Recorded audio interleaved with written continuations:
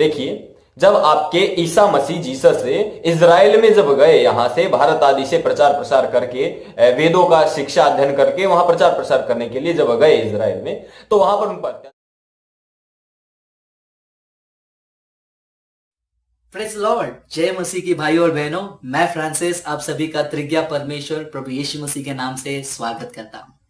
यीशु मसीह एक ऐसे शख्स हैं जिनके बिना सब कुछ अधूरा है। इतिहास अधूरा है, आत्मिकता अधूरा है, लोगों का प्रचार भी अधूरा है। क्यों मैं ऐसे कह रहा हूं? आप मुस्लिम्स को देखिए, उनके प्रचार में, उनके दावा में उनको यीशु चाहिए, मॉर्मन्स को यीशु चाहिए, हरे कृष्णा वालों को भी यीशु चाहिए। आजकल हर किसी को यीशु चाहिए, क्योंकि यीशु के बिना सब कुछ अधूरा है। और ये अच्छी बात है, क्योंकि हमारा यीशु है यूनिक, हमारा यीशु है अलग, हर कोई चाहेगा, कोई दिक्कत नहीं। लेकिन कुछ लोग हैं, वो ये कहते हैं और ये साबित करने की कोशिश करते हैं कि यीशु भारत आए थे। देखिए, जब आपके ईसा मसीह जीसस से इज़राइल में जब गए, यहां से भारत आदि से प्रचार प्रसार करके, वेदों का शिक्षा अध्ययन करके वहां प्रचार प्रसार करने के लिए जब गए इज़राइल में। चौंकाने वाली बात जी, आज इसी बात पर हम थोड़ा नजर डालेंगे और देखेंगे कि सच क्या है। आगे बढ़ने से पहले हमको जानना जरूरी है कि ये सोच कहां से शुरू हुआ होगा। यदि आप बाइबल पढ़ते हैं तो आपने एक चीज देखा होगा, जब यीशु मसीह का उम्र 12 होता है वो तब दिखाई देते हैं। फिर उसके बाद सीधा वो 30वें उम्र में जब बपतिस्मा लेते हैं सेवा शुरू करने के लिए, वहां पर दिखाई देते हैं। तो 12 से लेकर 30, लगभग 17 से 18 साल यीशु मसीह का जिंदगी कैसा था, यीशु मसीह कहां गए थे, यीशु मसीह ने क्या किया, ये सवाल बहुत सारे लोगों के मन में आया और ये सवाल को ढूंढने के लिए शुरू कर दिया। शायद आपके मन में भी ये सवाल आया होगा कि यीशु कहां गए थे। मेरे मन में भी ये सवाल आया था। तो सवाल गलत नहीं है, लेकिन कुछ लोगों ने यह कहना शुरू कर दिया कि यीशु मसीह भारत आए थे और कश्मीर आए थे। क्यों आए थे? घूमने के लिए? जी नहीं। उनका कहना है कि यीशु मसीह भारतीय गुरुओं से और संतों से शिक्षा लेने के लिए भारत आए थे। यीशु एजुकेशन, शिक्षा के लिए भारत आए। वो कहते हैं कि यीशु मसीह ने भारतीय गुरुओं से, संतों से और बाबाओं से प्रवचन कैसे देना है वो सीखा, शास्त्रों को सीखा, वेदों को सीखा, ज्ञान वाले बातों को सीखा, और वो अपने प्रदेश लौटकर यहां पर जो वेद, शास्त्र, ज्ञान, प्रवचन सीखा, वहां पर अपने लोगों को सिखाया और चेलों को भी सिखाया। क्या सच है ये? क्या वाकई में यीशु मसीह भारत आए थे, कश्मीर आए थे? क्या उन्होंने यहां पर जो शिक्षा ली थी वेद शास्त्र की, वो अपने प्रदेश में सिखाए, चेलों को सिखाए थे? क्या बाइबल में भी वही लिखा है? ये सारे सवालों का जवाब जो है, हमें बाइबल में ढूंढना बहुत जरूरी है। हमें जानना जरूरी है इस विषय में बाइबल क्या कहती है। तो बाइबल के आधार पर मैं आपको 5 कारण बताना चाहूंगा जिससे साफ साबित होता है कि यीशु मसीह भारत नहीं आए थे, कश्मीर नहीं आए थे। क्या है वो 5 कारण? पहला कारण, यहूदियों की एक प्रथा थी, जो व्यक्ति जो भी व्यापार करता था अपने बेटों को वो सिखाता था। उदाहरण के तौर पर अगर कोई लकड़े का काम करता था, सुतार का काम करता था, तो अपने बेटों को वो सिखाता था। अगर आप मरकुस की किताब 6 अध्याय 3 वचन और मत्ती की किताब 13 अध्याय 55 वचन पढ़ते हैं, इससे हमें साफ साफ पता चलता है कि यीशु मसीह को जो है लोग एक बढ़ई के नाम से, एक सुतार के नाम से काफी समय से पहचानते थे। अब ये वचनों को पढ़कर देखिए, उसमें साफ साफ लिखा है, लोग यीशु को देखकर कहते हैं, ये तो वही बढ़ई है ना, ये तो वही सुतार है ना, ये यूसुफ का बेटा है ना, ये तो मरियम का लड़का है ना जो सुतार का बेटा है, इसके भाई ये है, इसके रिश्तेदार ये हैं। तो वहां के लोग यीशु मसीह को बचपन से जानने के कारण आसानी से पहचान पा रहे थे कि ये वही यीशु है ना। तो पहले पॉइंट में मैं आपको ये बताना चाहूंगा कि उस समय के लोग यीशु मसीह को बचपन से जानते थे और उसकी पहचान क्या है करके हमने ये वचन में देख लिया। इससे साफ साबित होता है कि यीशु मसीह कश्मीर नहीं आए, यीशु मसीह भारत देश नहीं आए। दूसरी बात, अगर आप लूका की किताब 4 अध्याय 16 वचन पढ़ेंगे, उसमें आपको और भी सफाई से पता चलेगा। उसमें लिखा है, रीति के अनुसार, यानी कि हमेशा की तरह यीशु मसीह भवन में गया। ये कैसे संभव है? अगर यीशु मसीह 12 से लेकर 30 उम्र यानी कि 17 से 18 साल उन्होंने अपना बचपन और थोड़ा सा जवानी का समय भारत में बिताया होता, तो हमेशा की तरह भवन कैसे जा सकते थे? सोचने वाली बात है।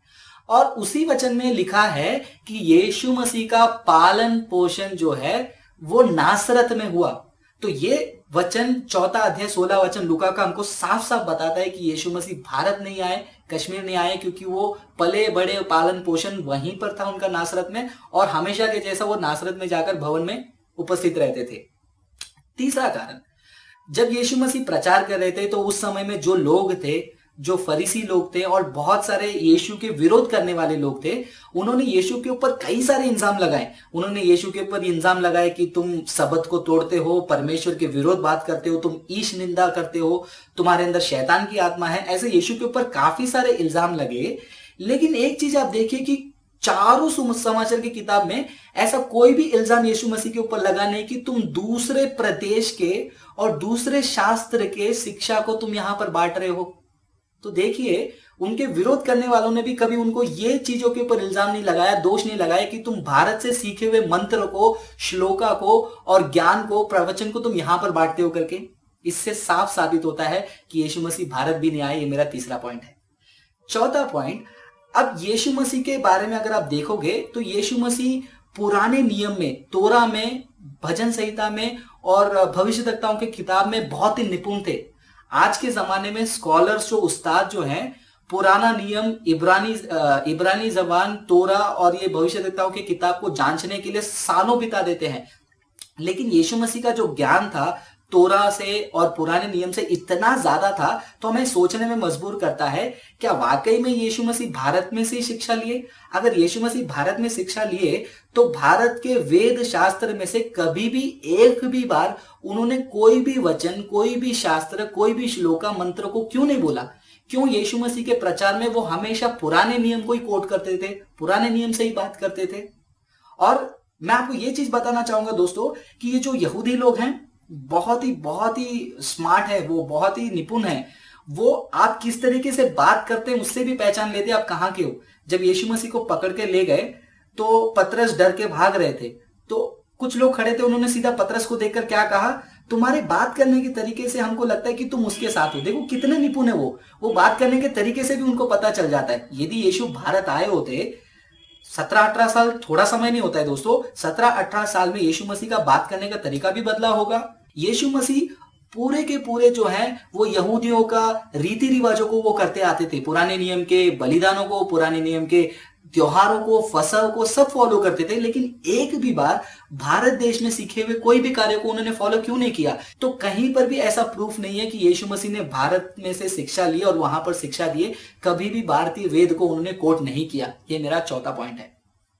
भारत का थोड़ा तो स्वाद होना चाहिए, वहां पर जाने के बाद कुछ भी नहीं है। पांचवा पॉइंट मैं आपको कहना चाहूंगा, बढ़िया पॉइंट है ये। यीशु मसीह ने सिखाया परमेश्वर एक है।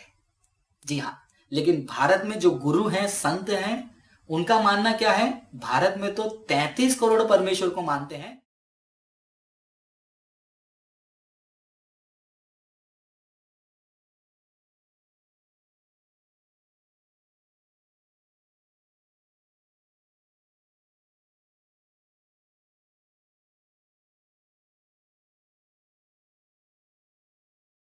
भारत में गुरुओं को और लोगों का मानना है कि खुदा ने कुदरत को बनाया, कुदरत ही खुदा है, आप भी खुदा हो सकते हैं।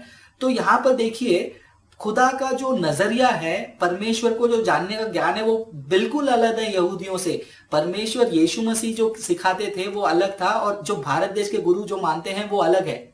तो ये 5 पॉइंट से मैं आपको साफ साबित कर चुका हूं कि यीशु मसीह भारत नहीं आए थे। पहला पॉइंट, यहूदी लोग और वहां के नासरत के लोग यीशु मसीह को पहचानते थे उनके व्यापार से, उनके परिवार से।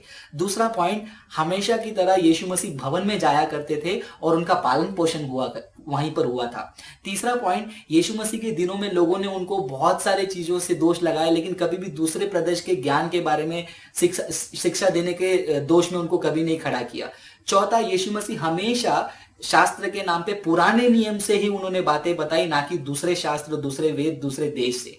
और पांचवा पॉइंट, यीशु मसीह ने सिखाया एक परमेश्वर है, लेकिन भारत के गुरु संत मानते हैं कि बहुत सारे खुदा हैं, 33 करोड़ है। आप भी खुदा बन सकते हैं, मैं भी खुदा बन सकता हूं।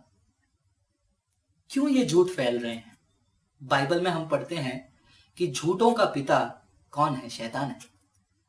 वो चाहता है कि किसी भी हालत में हम रास्ता भटक जाएं, क्योंकि ये जितने भी लोग आते हैं कहते हैं यीशु नबी है, यीशु शैतान का भाई है और यीशु एक अच्छे टीचर है। वो भारत आए थे, कश्मीर गए थे, तिब्बत गए थे, ग्रेट ब्रिटेन गए थे। वो सारी चीज ये कहना चाहते हैं कि यीशु एक व्यक्ति थे, सिर्फ नबी के रूप में शिक्षक के रूप में, गुरु के रूप में, लेकिन खुदा नहीं। क्योंकि शैतान भी यही चाहता है कि आप अपना विश्वास छोड़ दें। जिस समय आप विश्वास छोड़ दोगे कि यीशु खुदा नहीं है करके, उस समय शैतान का पूरा काम हो गया।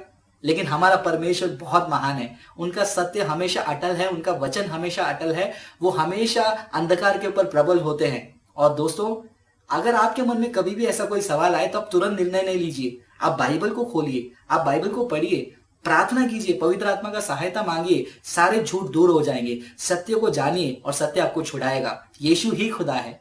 और इस डिस्क्रिप्शन में अगर आप देखेंगे, हमने 50 कारण पेश किया है यह साबित करते हुए कि यीशु खुदा है। आप उन 50 कारणों को देखिए और सीखिए, लोगों को सिखाइए, सुसमाचार बांटिए। यीशु ही खुदा है, यीशु के अलावा उद्धार नहीं। पूरे आकाश में, ऊपर आकाश में, नीचे पृथ्वी में, कहीं पर भी यीशु के नाम के अलावा उद्धार नहीं है। और ये सत्य को जानिए, दोस्तों को बताइए। ये सत्य आपको भी छुड़ाएगा, आपके दोस्तों को भी छुड़ाएगा।